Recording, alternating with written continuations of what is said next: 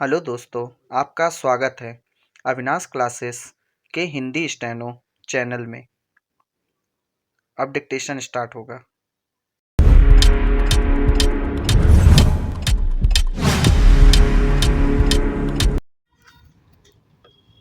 Start. महोदय, जो यह बजट प्रस्तुत हुआ है वह देश का एक ऐसा नया चित्र उपस्थित करता है जो चित्र उन्माद का है, आशा का है, सफलता का है।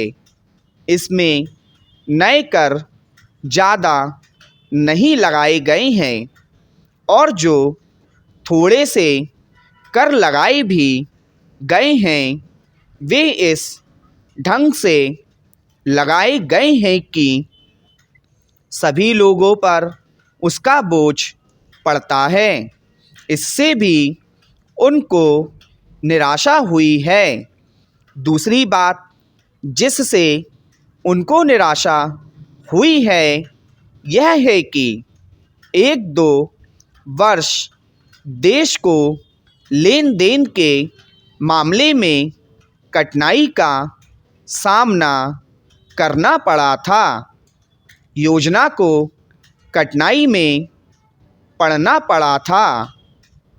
वह कठिनाई दूर हो गई है और मैं सदन की तरफ से उन देशों को धन्यवाद देना चाहता हूँ।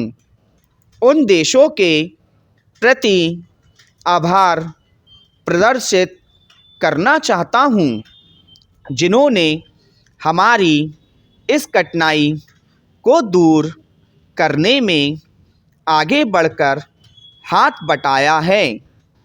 मेरे मित्र को इससे निराशा हुई है कि विदेशी सहायता बहुत ज़्यादा और तेज़ी से पहुंच रही है और हमारी जो कठिनाई दूर हो गई है इससे उनको परेशानी हुई।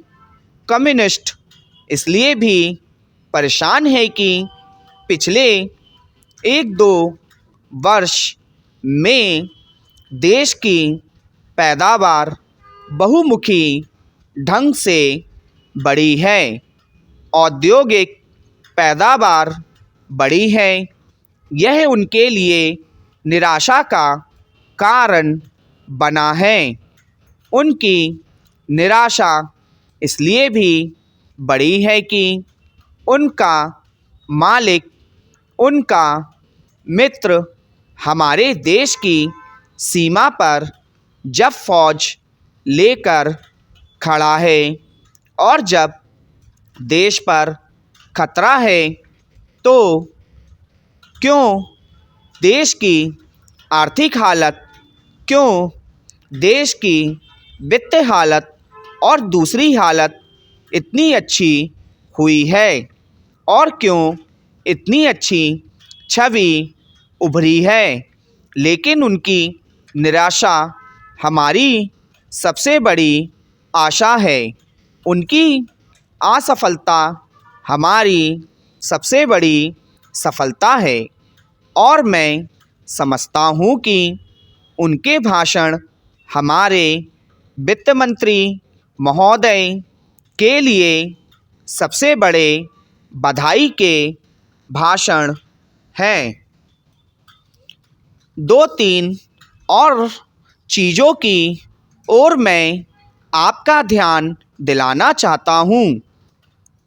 उनकी ओर दूसरे माननीय सदस्यों ने भी आपको ध्यान दिलाया है।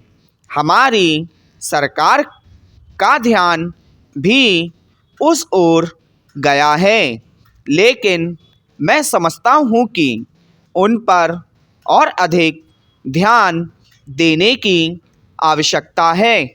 पहली बात तो यह है कि जब चीज़ों की पैदावार बढ़ रही है, जब देश उन्नति की तरफ जा रहा है, तब भी देश में कीमतें बढ़ रही हैं। महोदय, यह मानना कि उनको रोका नहीं जा सकता गलत है।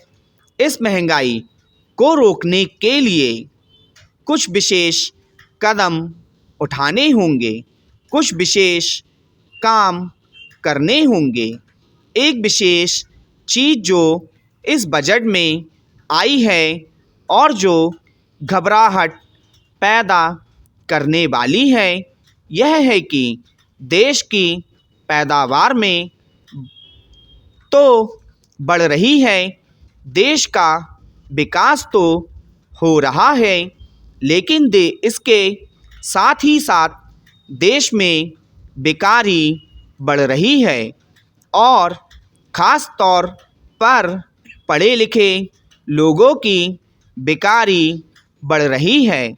लोगों का बेकार होना खतरनाक चीज़ है। हमारी स्वतंत्रता के बाद शायद यह पहला अवसर है जब हमारी स्वतंत्रता के ऊपर एक आघात हुआ है और हम जिस प्रकार अपनी स्वतंत्रता की प्राप्ति के समय अपना सर्वस्व बलिदान करने के लिए तैयार थे, उसी प्रकार इस समय भी हमें तैयार होना होगा। माननीय प्रधानमंत्री जी के मत से मैं सर्वथा सहमत हूँ कि यह एक ऐसा अवसर है जिस अवसर पर कि इस देश की प्रतिनिधि संस्था जो यह लोकसभा है, उसे इस संबंध में अपनी स्पष्ट राय देनी है और उस राय को देने के बाद हमें उस राय के अनुसार सरकार जो भी कार्रवाई करे उसमें सरकार को पूरा सहयोग भी देना है। प्रजातंत्र में प्रजा के पूर्ण सहयोग के बिना काम नहीं चल सकता, चाहे वह कोई काम हो, छोटा काम हो या बड़ा काम हो।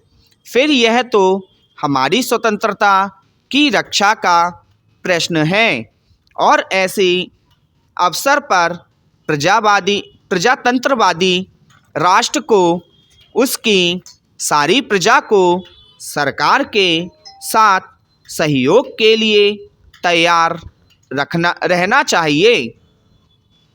मैंने यह बात कई बार कही है और मैं फिर इसे दोहराना चाहता हूँ कि अनेक ऐसी बातें हैं जिनमें कि विभिन्न राजनीतिक दलों के होते हुए भी सब राजनीतिक दल मिलजुल कर काम कर सकते हैं। यह एक ठीक इसी प्रकार का अवसर है। मैं अपने प्रधानमंत्री जी की वैदेशिक नीति का बड़ा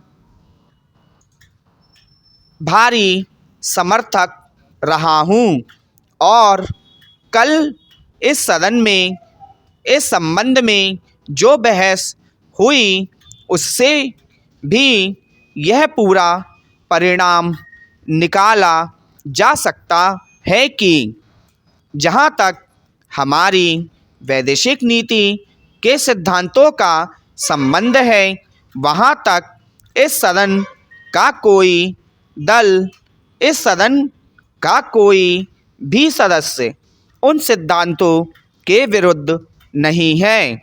कल मैंने बड़े ध्यान से अपने साम्यवादी दल के नेता का भाषण सुना। उन्होंने यह कहा कि मूल प्रश्न हमारी मूल नीति के समर्थन का है स्टॉप।